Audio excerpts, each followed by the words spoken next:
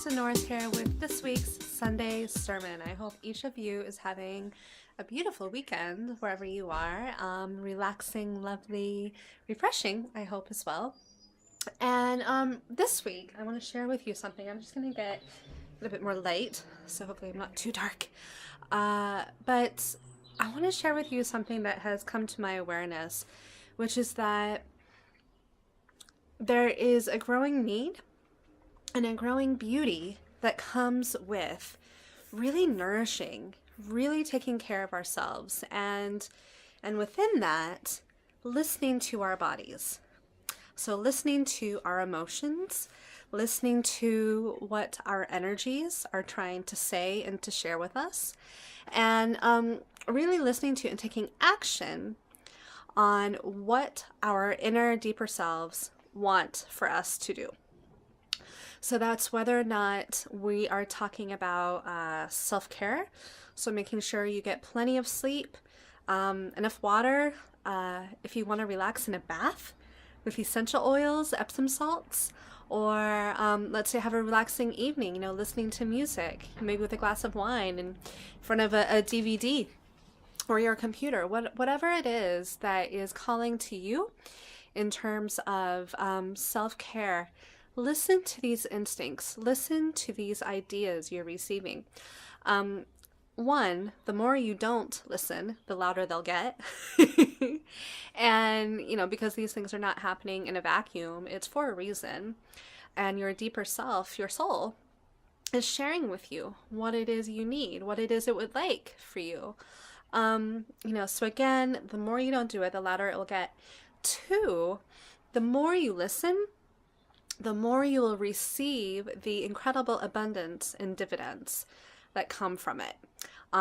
Release, relief, happiness, joy, maybe financial abundance, maybe being and feeling more relaxed. So things such as relationships go slightly differently. Difficult conversations may have more flow.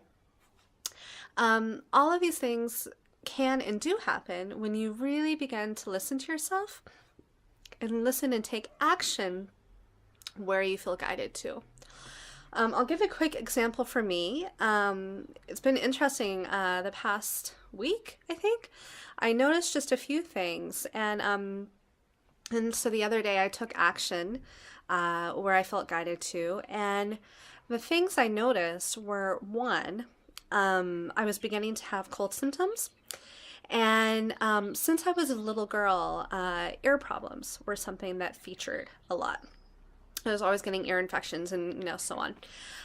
So anyway, I noticed this ear, my left ear, your right ear on the screen, but this is my left ear, was beginning to feel a bit plugged up, having a little bit of difficulty hearing. While this ear on the right side was fine.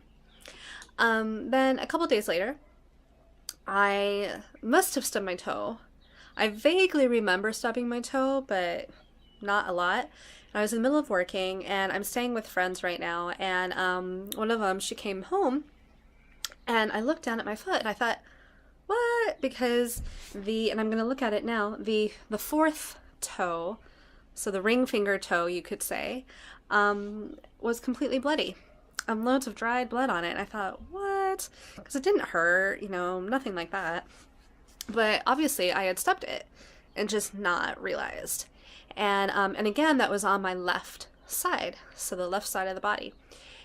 Now, for those who may not be aware, the left side of the body tends to be associated with the feminine. Feminine aspects, feminine energy, our womanness. So any and all things that you may associate with in terms of femininity. So the right side tends to be things that have to do with masculine. Whenever, part of what you can do, and maybe a help, is you can begin to notice patterns. So for instance, in the example I've already given, both of those things happened on the left side of my body, not the right side. The right side was fine. For me, that is also a little bit of a theme. There have been many different illnesses I've had in my life from the time I was a really little girl. And thinking about it, not every single case, but a lot of cases, especially as I became older, in my adult years, this was absolutely the case, the symptoms would be more dominant on the left side of the body. And what's happening there is that there's something within that is trying to get your attention. Classic way to think about this, and I hope it helps, is that if you're going, most of us know this. If you're going all the time, not taking care of yourself, not taking care of your body, maybe you're feeling stressed out as well, you're far more likely to develop something like a cold, right? And the cold can come as a result of not taking care of yourself, not slowing down, and your body, it's almost like your body can start to sort of become loud in its quest to have you listen, to have you take a break, to slow down a little bit. Well, the same thing happens with anything else that we go through in our life. Our bodies, I always say this, our bodies are our best barometer. It is your incredibly accurate barometer for whatever you may be experiencing or going through or feeling on an emotional as well as energetic level, and what you may not be listening to. And the more you don't listen, the more you don't take action where your deeper self would like you to take action, the more your body is going to do whatever the heck it can to get your attention and to get you to finally take action on it, to make whatever, to take whatever steps and make whatever changes your deeper selves and all the different parts that make you you would like you to make. They will get loud until you do something about it.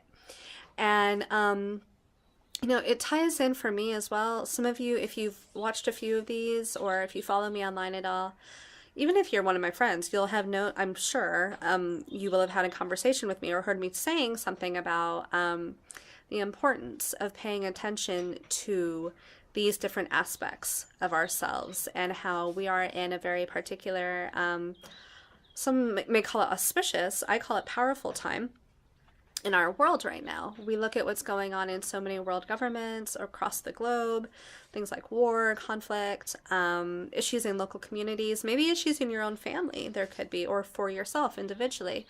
And a lot of these, not all, of course, but, once you start paying attention to a lot of these things, if you really tune into it, if you really think about what is not, because there's going to be more than one thread that has to do with it, but if you look at and you begin to try to consider what is at the root and the core of why these things are happening, why these problems are there, part of it, again, all of these things can be very complex, so it's not as if it's one simple answer, but not listening to our energetic selves, not listening to our own instincts, not listening to our own intuition, not being mindful of one another, and all of these are contributing factors for where we are now in our world. And I keep saying this, and it's true. I feel more and more, Mother Earth, she's doing whatever the heck she can to get our attention. We look at all the hurricanes happening, natural disasters, forest fires all over, earthquakes. And there can be patterns in weather history and so on. We are in a particularly powerful time right now in our world and in our world's history. And, the more we don't listen, the more those parts of us, so if we think about it that way, the more we don't listen, the more parts of us, such as Mother Earth, will get loud to get our attention, to get us to pay attention, to get us to do something different. Part of what I've been trained in, and I've known and felt this from the time I was a little girl. There may be those of you watching who will connect with this. I've always felt that we are very connected to nature and Mother Nature to us. If you think about it, even evolutionarily, we evolved from stardust. We also have the approximation is 3/4 of our body is water. 3/4. And, that is all, when you look at the totality of all the different, fluids we have in our body, different organs, bones, etc., 3/4 of it actually is the same chemical compound as water. We are connected to nature. It is just, it's a fact. And the more we don't pay attention to her, the more we're not paying attention to ourselves as well. And the more there will be conflicts coming up, and the more we will feel on very deep levels, instinctual levels, whether or not we're conscious of it, we will be aware of the facts that there is something amiss. There are a lot of issues that need to be paid attention to, and part of it is Mother Nature, the way that we're treating our world that we live in, our natural environment, and have been for hundreds of years, if you think about it.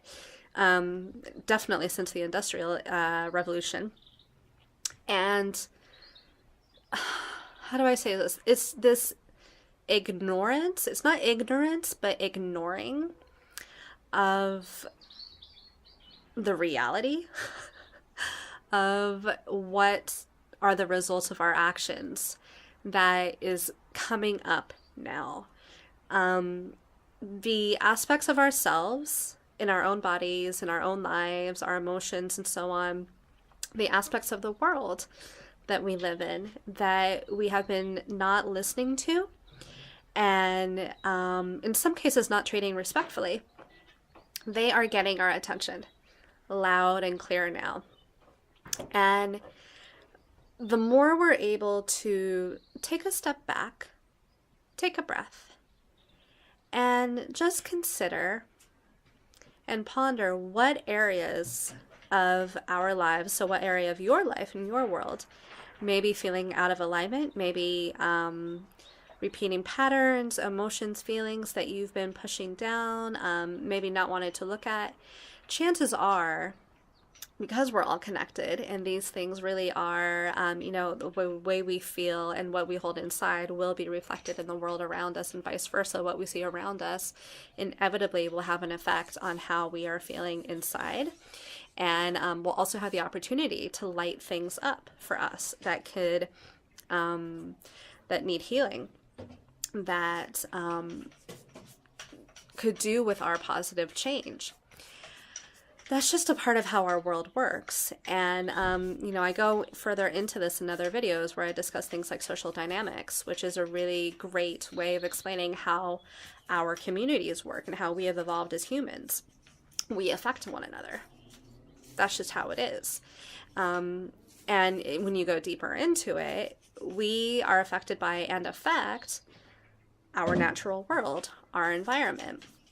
When we ignore aspects, when we push things down, when we continue to behave or react in ways that aren't coming from a place of love, a place of caring, a place of seeking to understand, a place of seeking to respect, the more we do not do those things, the more the example that's coming to me, the visual, so I apologize, but it's just, it's what's coming to me, is that the more we don't tune into and really treat one another and treat ourselves with love and respect, the more it's like we'll be cutting off an arm. Maybe an arm that really just needs medical treatment, and for us to pay attention to it and give it love and care. The more we don't do that, the more it is like we are cutting that arm off. And I don't think really any of us actually wants that to happen for ourselves individually, for our families, for our local communities, for our world. I don't think any of us consciously would say that that is something we desire.